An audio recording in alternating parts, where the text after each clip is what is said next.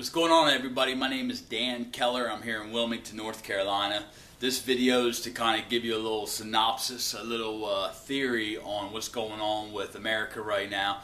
And this is just one of many issues that I'm going to talk about. But the big thing right now is politically correct. You know, you always hear that term, politically correct. And you know, you got politicians, you got anybody that does any kind of interview on TV. They all seem to be politically correct, and it's become a mainstay with the public, or I guess I should say that we're used to that term. And you know, when you say that so and so's politically correct, what's that mean? That they're not saying what is right or what's true. They're saying what they think they need to say to please the majority of the people listening to what they have to say, okay? Well, to me, that's lying. You know, I would rather have somebody up there telling me what they believe, me not agreeing with it, but at least I can say, yeah, I see where they're coming, but I don't agree with it. Well, are the people that run our country, I mean, you and me are used to the same stuff. You know, we're used to paying, you know, paying our electric, paying our water, paying whatever, you know, getting our job, getting our paycheck. You know, we gotta pay for our kids and eating and gas and all that stuff. And we're so used to our own little world, but the people that are running stuff at the top, they are being politically correct. So everything I hear is a lie, and I'm used to my little world, and I'm trusting that you're going to be helping me let me live my little world, but at the same time, you're straight up lying to us. And I don't think that's right. Back in the day, somebody like me could run for president and win and become president. Nowadays, I went to I'm registered Republican, but I mean, I'm more of an independent. I mean, I'm just frustrated with the whole deal. You know, I mean, I don't vote as much as I should or whatever. You know, but you know, I went to a Young Republican committee thing or whatever. It was in town, and there was a guy, you know, he's kind of all into politics, and he's doing this thing, and you know, they were asking for questions and stuff, and I said, yeah, I said, okay, say somebody like me wanted to run for president of the United States, what would I have to do? Now, granted, I'm expecting something like, you go down to this office, fill out an application, you go down here and fill out this application, then you got to put yourself on this mailing list. Or I don't even know what I was expecting. You know what he said to me? He said, $1 billion. $1 billion you can run for president. Because that's what Obama raised last time. And you got guys like Romney right now on the Republican side. And you know, and trust me, I'm a registered Republican, but I'm all over the board on so many different issues. Why do we have to pick Republican or Democrat? I don't understand that. But we should have many, many more choices than two people. But it's good cop, bad cop with them. You know, it's excuse me, it's you know, oh, they did this bad, they did this bad, so vote for me, the Democrat, or vice versa. Democrats do this, Democrats do this, so vote for me, the Republican. So we didn't have two choices. I mean, what's up with that? But so anyhow, you know, he said $1 billion, and that makes me think that the money is running this. Now, to give you a background on me, I am lower to middle class. I'm a realtor. My parents were, you know, they were all right when I grew up. I mean, it wasn't anything special. I wasn't lower class. Definitely was not upper class. And I'm broke. I drive a beater that's 12 years old right now. So anyhow, that gives you what I'm up to. But my degree in college, I got a degree in finance. So I'm all about, you know, where the money's at. They always say follow the money. I'm all about the money and macro thinking, which means not in my own little world. I think like big. I try to think big. And so anyhow, so politically correct we got the people making our choices that affect my little world here, my little teeny world, your little teeny world that you're living in. You're busy, you got kids, you got this and that, and you're just in this little world. We got the people controlling that are politically correct because they don't want to offend us because they want to get voted back in, okay?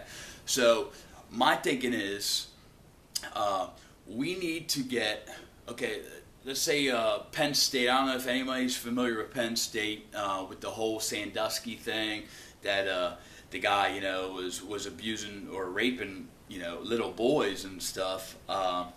Well, he wasn't even on the team or anything, and they just totally eliminated all the top positions. Joe Paterno, everybody, the whole way down. They cleaned house. Now, I'm cool with that because the only way you can guarantee that there's no more corruption is to clean house. When was the last time the people of the United States of America demanded cleaning house? I'm talking from the president. Anyone that is in president, Congress, and that includes the Senate and the House of Representatives, everybody, done. I mean, how else can we guarantee that all the corruption, all the money, all the big money, I mean, we all know people, I mean, come on.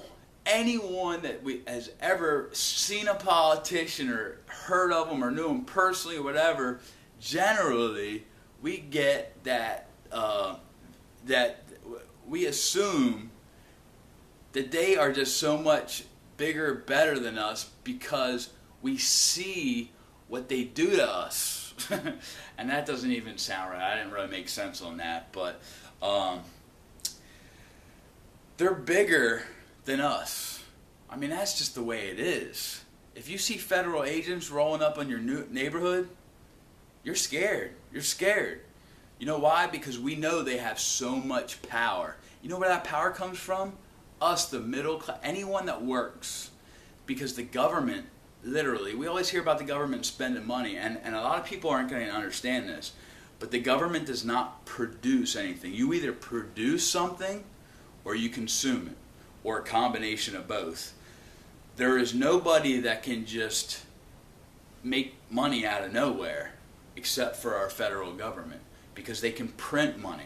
They got the printing presses. They got the Federal Reserve and the Treasury. They can print money, okay? So here's the deal. Middle class and lower class, okay? Okay. The government taxes what they think they can get away with taxes, okay? I mean, do you and me get to see these 800-page bills or whatever? I mean, yeah, they might be on some website anywhere. Is it like, do we get to vote on it and get to read it ourselves and then vote on it? Nah. That stuff's taken care of on the TV. On the TV it's getting taken care of. Our futures. Who knows, somebody could be rolling up on us like China or something rolling up on us, I mean, how are we going to know that, oh, the Congress passed it? I'm sorry. Oh, yeah, So my thing is, they take what they can get on taxes. What they can't get on taxes, they print more money. So let me give you a scenario. Okay, so if you don't get taxed, obviously you're good, right? Okay. If you get taxed, you're bad, or you're in a worse position. Okay. So they take any taxes they can get, and then whatever else remaining money they need for their whatever. I mean, whatever stuff we don't even know about, they print it. So if I have $1 and there's only $100 in the world, my dollar's worth 1% of all the money in the world. Well, I get $1 and then all of a sudden a few people have some printing presses and they can print up to however much they want. Let's just say this, they print up $1 million. Do you think my dollar is worth more or less if all of a sudden these 3 people printed up an extra $1 million? It's worth less. It's worth less. So not only am I getting taxed more, the money I got is worth less. That's what I'm talking about. It's corrupt. The only way, you guys got to listen to Ron Paul, and I don't even want to talk about somebody that I care about, because this video is not for that. But listen to Ron Paul, because he is on track. He might be a little older, and people are like, oh, I don't think he looks like a president. What's looking like a president? I want someone in there to help us. Us. The 99%, the people that are broke, the people that have to work 3 jobs. And they say, we get angry, or that we're very extreme. Of course I'm angry. Of course I'm angry, because everyone I talk to that I hang out with is in the same boat. The only people that aren't in the same boat are the rich folk, the politicians, the people that aren't in our position, which is everybody else. But the only thing you guys can do is to step up, make a voice, because we literally can make a change. We've done it for hundreds of years, but it takes you to make a change and to help me. My name's Dan Keller. Later.